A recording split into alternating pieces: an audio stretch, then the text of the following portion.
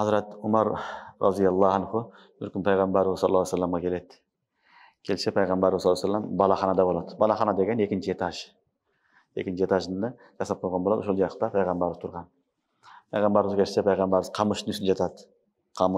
Қамыштың жатқан үшін баяғы денесіне немелер изи түшүп қалған, қамыштың издері.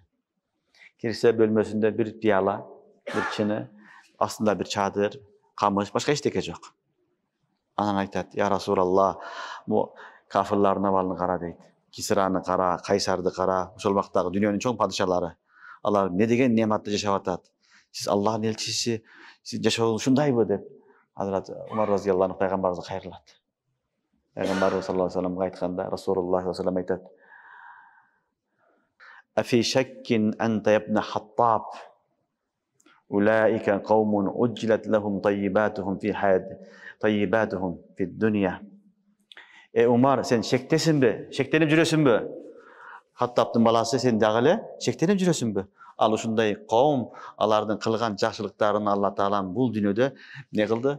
Теже берди деген. Бул дүйнөдө берди. Ulaika kavmun uccilet lehum tayyibatuhum.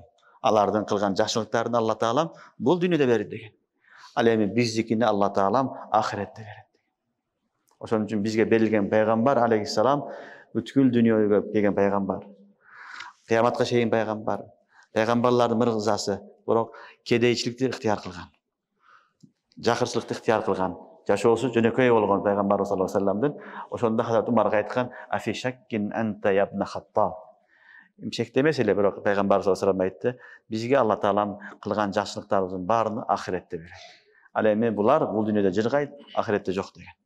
Жок дегенде билип алгыла. Жок дегенде кафир бир адам дүйнө үчүн кылган болсо, Алла Таалам көчөгө атыны коюп болсо деле дүйнөдө сыйлап коет. Карасаңар азырда эле Кыргызстанда көчөлөрдө орустардын, кафирлар аттары турат. Турабы? Ошол бир иш кылган, бир жакшылыгыны Алла Таалам ахиретти калтырбаш үчүн калтырган аты азырга чейин эстелип турат. Китепте турат, көчөдө турат.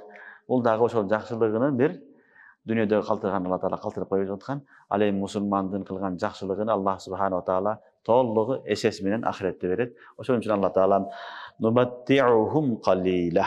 Аларга бир аз жыргап жашоо беребиз. Бир аз 10 жыл, 20 жыл, 30 жыл көп болсо жыргап жашайт. Сумма нафтаррухум ила азабин гализ. Кийин аларды жанчыдагы өтө каттуу азапка мажбурлап алып барабыз дейт.